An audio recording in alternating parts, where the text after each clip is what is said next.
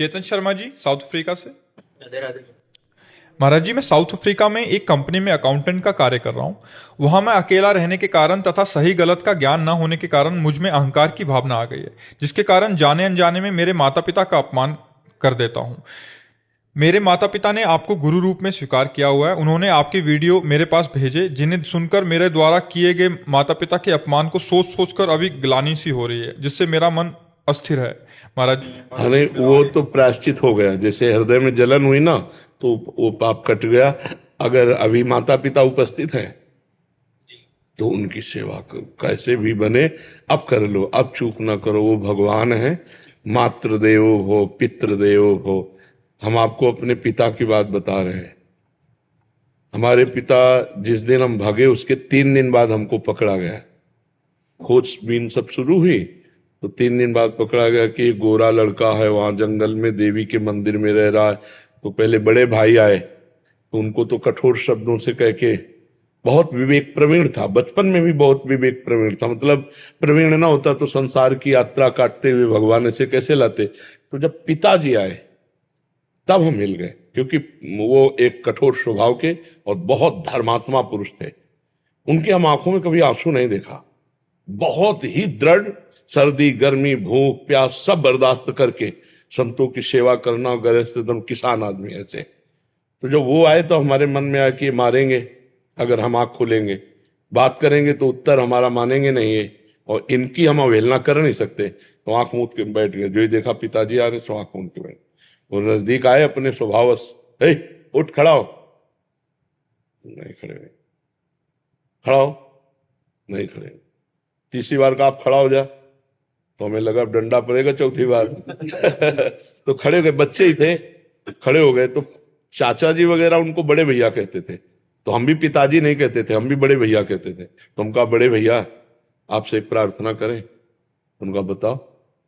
हम कहा ये जिंदगी भगवान के नाम है, आप चाहे काट डालो, ना घर जाएंगे ना आपकी बात मानेंगे। तो हम उनकी कृपा की बात बता रहे। तो एकदम चैप्टर बदल गया, जैसे भगवान की कृपा ना। तो उनका सच्ची, हमका आपसे सच्ची बात कह रहे हैं। घर नहीं जाओगे? करना। कभी जिंदगी में ब्याह नहीं करोगे? करना। बोले खड़े हो जाओ। खड़े हो गए, ऐसे छाती से लगाया और कहा राम राम राम। 3 बार ऐसे छाती से कहा राम राम राम राम, ऐसे कहा। और कहा जाओ, अगर ऊसर में भी बैठोगे तो फूलों की वर्षा होगी। जाओ, जिंदगी में कभी तुम्हारा कोई बाल बांका नहीं कर सकता। पर एक बात ध्यान रखना, अगर आप बाबा जी बनते हो तो हमारा आशीर्वाद हो, ऊसर में भी बैठोगे तो फूल बरसेंगे, और जिंदगी में कोई बाल बांका तुम्हारा नहीं कर सकता। और अगर कहीं किसी की बहन बेटी देखी तो फिर तो हम कहा जिंदगी में आप इस बात को कभी नहीं सुनोगे। तो वो तो पधार गए, कई वर्ष हो गए उनको पधारे हुए, पर उनका आशीर्वाद, माता पिता का आशीर्वाद भगवान का आशीर्वाद होता है। हाँ, तो इसलिए अगर माता पिता से कभी कटु व्यवहार हो जाए तो हमें लगता है अगर वो जिंदा हैं तो अभी बहुत बढ़िया अवसर है उनकी सेवा करके, हम क्षमापन करके अपने मातृ पितृ ऋण से उऋण हो जाए। हमारा ऋण भी तो है, केवल रुपया कमाना खाना पीना नहीं। देखो उस अवस्था को सोचो जब आप सोच कर देते थे, लघु शंका कर देते थे, तब उनके, तुम्हें तो ज्ञान नहीं था, वो अपने वस्त्रों को भी पवित्र करते, आपको भी, और कभी आपको मारा नहीं पीटा नहीं।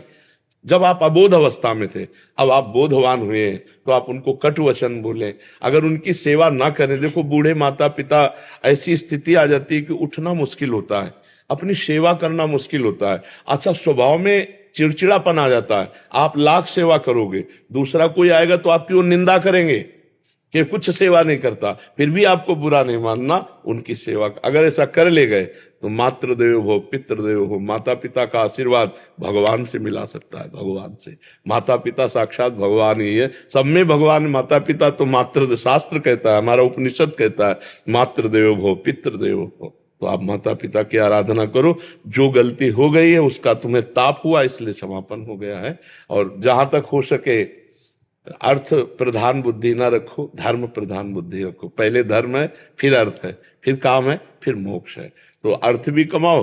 अगर माता पिता के पास अर्थ भेजने से काम चल जाता है तो बढ़िया है, और नहीं बनता, आपकी जरूरत है तो आप या तो भारत आओ या उनको वहां ले जाओ, उनकी सेवा शुश्रूषा जरूर करो। क्योंकि हर आदमी यही चाहता है मेरे एक संतान तो हो ही जाए, बोले किस लिए? बोले बुढ़ापे में काम आएगा।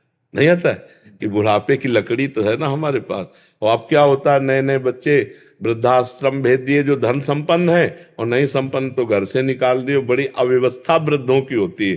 तो जिन घरों में बड़े बूढ़ों का अपमान होता है उन घरों में कभी लक्ष्मी सफल नहीं होती, शांति नहीं, सुख नहीं, बड़े अशांति होगी, पक्का समझ लीजिए। और जो अपने माता पिता का अपमान करते हैं उनके पुत्र कभी ऐसे प्रवीण नहीं हो सकते कि वो अपने माता पिता को सुख दे। वो पूरा ब्याज सहित दुख देंगे, ब्याज सहित। इसलिए हमें लगता है कि अवसर है, हम जब भगवान के श्री विग्रह को रखकर प्यार कर सकते हैं तो अब चलते फिरते माता पिता में भगवान का भाव क्यों नहीं कर सकते?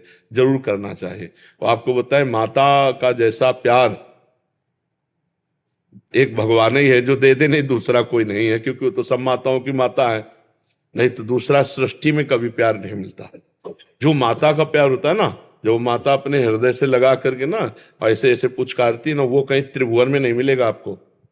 अगर कोई प्यार करेगा ना बहुत आपको, तो आपका रूप देख के, रुपया देख के, शरीर देख के, भोग वासना की, लेकिन माँ ये सब नहीं देखती। अब भी जाए, इतने बड़े हो, घर जाओगे ना तो भोजन पाया, रास्ते में भोजन पाया तुम, अब देखो पाओ और सो जाओ, फिर बात करेंगे। मतलब वो आपको सुख देने की बात सोचेगी आपके लिए। तो इतने बड़े हो लेकिन वो ऐसी बात करेगी कि जैसे लगता है छोटे बच्चे से बात कर रहे हो। संभाल के जाना, वहां देखो ये हम दे रहे हैं, ये उस समय खा लेना और इसे भूलना नहीं। मतलब ये प्यार कौन देता है? हाँ, संसार में तो सब स्वार्थ का व्यवहार चल रहा है। माता पिता को जरूर पूजा करनी चाहिए, माता पिता की सेवा करनी चाहिए।